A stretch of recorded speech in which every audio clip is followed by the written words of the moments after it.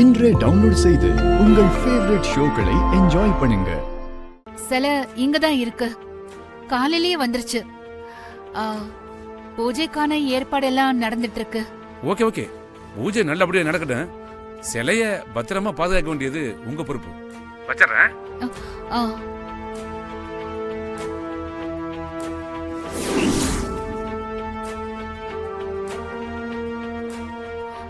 பிள்ளையாரப்பா, இன்னைக்கு என் சித்தியோட மானம் மரியாதை எல்லாமே இந்த சிலையில தான் இருக்கு. எந்த வித அசம்பாவிதமும் நடந்துடக்கூடாது. நீதான்ப்பா காப்பாத்தணும். என்ன அம்மன் சிலை காணோன்னு பிள்ளையார் சிலை கிட்ட வேண்டிட்டு இருக்கியா? நீ வேணா சிலை கடிச்சிருமா? ஏங்க இப்படி எல்லாம் பேசுறீங்க? இன்னைக்கு வெறும் கடத்தரப்பு மட்டும் இல்ல, 11 ஜோடிக்கு கல்யாணம் பண்ணி வைக்கிறோம்னு சொல்லியிருக்கோம். அது நடக்கலன்னா நம்ம குடும்பத்துக்கே அசிங்கம் ஆயிடும். அந்த அக்கறை சிலைய பத்திரமா எடுத்துட்டு வரதுல இருந்திருக்கணும். அதை தொலைச்சிட்டு இங்க வந்து போலாமடா. நீங்களா மருமக வந்த நேரம் சொன்னீங்களே, பாத்தீங்களா? உங்க மருமக வந்த நேரம் சூப்பரா இருக்கு. தயவு செஞ்சு இப்படி எல்லாம் பேசாதீங்க. வாங்க.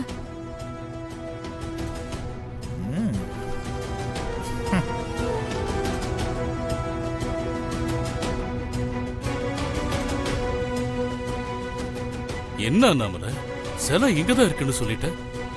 சிலை கிடைக்கலன்னா பெரிய பிரச்சனை ஆயிடும் அண்ணாமலை. எனக்கு வேற வழி தெரியல மாமா. சிலைய எப்படியாவது கண்டுபிடிச்சே ஆகணும்.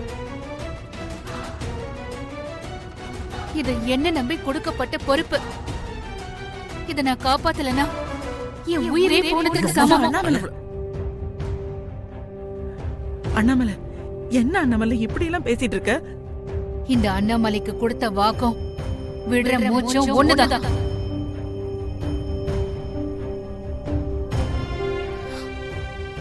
நான் சிலைய எப்படியாவது எடுத்துட்டு வந்துடுறேன்.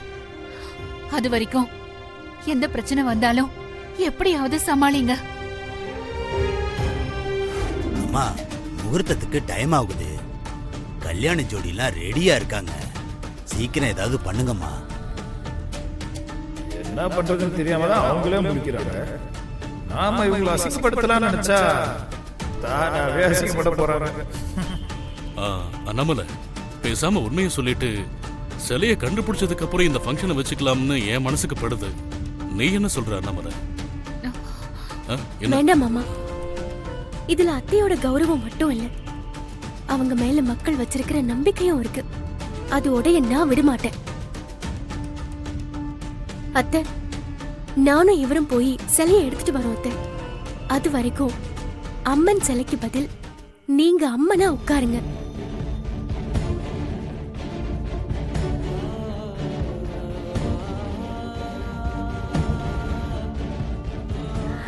இதுக்கு ஒரே வழி இதுதான் அத்தை.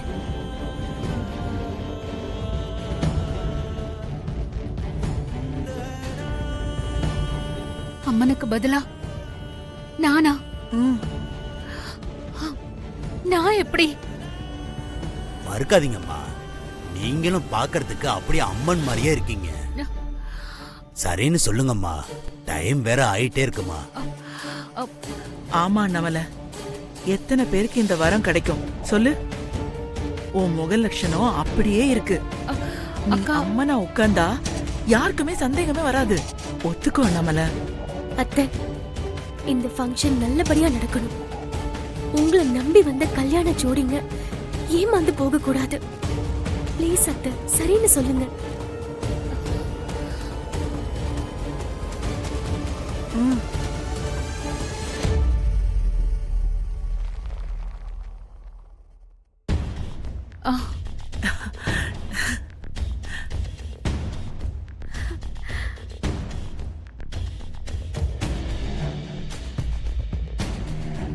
வருண், நீங்க வரவங்களை ரிசீவ் பண்ணி நம்ம மேல டவுட் வராத மாதிரி பாத்துக்கோங்க. நான் அத்தையை ரெடி பண்ணிட்டு வரேன். சரி, நான் பாத்துக்கிறேன். சரி வருண்.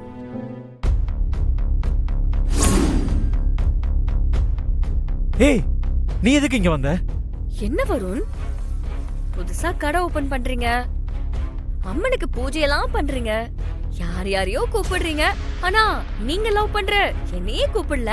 சரி, நம்ம வீட்டு ஃபங்க்ஷன் ஆச்சேன்னு நானா வந்தா எதுக்கு வந்தேன்னு கேக்குறீங்க? என்ன பழக்கம் வருண் இது? இதுதான் உங்க பாரம்பரியமா? பரவாயில்லையே, என்ன பத்தி நல்லா புரிஞ்சு வச்சிருக்க. ஒருவேளை உண்மையாதான் லவ் பண்ணிருக்க போல. ஒண்ணுல, உங்க அம்மா இன்னைக்கு 11 ஜோடிக்கு கல்யாணம் பண்ணி வைக்கிறாங்களாமே. அந்த 11ல நம்மள ஒரு ஜோடியா இருக்கலாமேனு தான். ஏய் நீ பாரு சாரா, ஆல்ரெடி இங்க கொஞ்சம் ப்ராப்ளம் போயிட்டு இருக்கு. நீ வேற தேவையில்லாம ஏதாவது பிரச்சனை பண்ணிட்டு இருக்காத, அமைதியா போயிடு.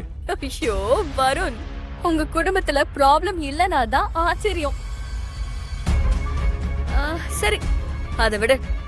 இன்னைக்கு நம்ம கல்யாணம்னு நான் முடிவு பண்ணிட்டு வந்துட்டேன். நீயும் ரெடியா இரு. ஏய், உன்கிட்ட பேசுற நிலைமையில நான் இல்ல.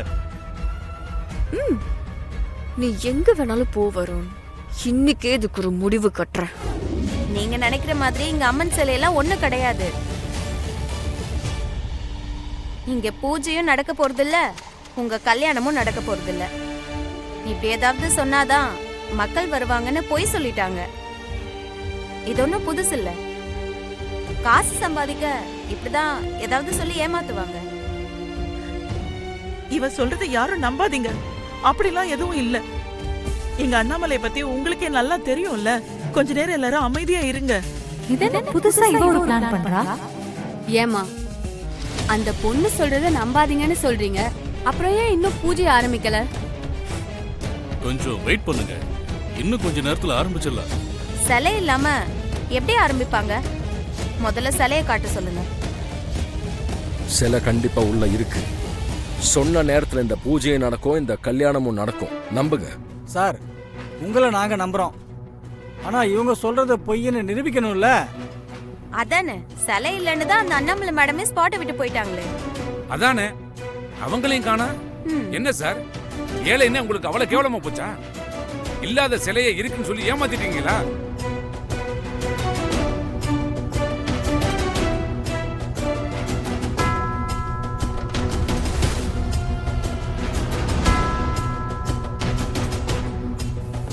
வேலையை ஆரம்பிச்சிட வேண்டியது.